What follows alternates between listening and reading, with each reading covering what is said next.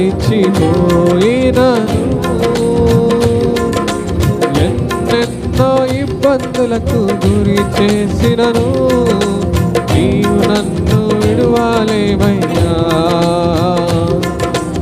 ఎన్నెన్నో ఇబ్బందులకు గురి చేసినను, నన్ను నీవు విడువలేదయ్యా. ఎంత మంచి దేవుడవేసయ్యా, ఎంత మంచి దేవుడవేసయ్యా. చింతలన్నీ తీరేనయ్యా నిన్ను చేరగా, ఎంత మంచి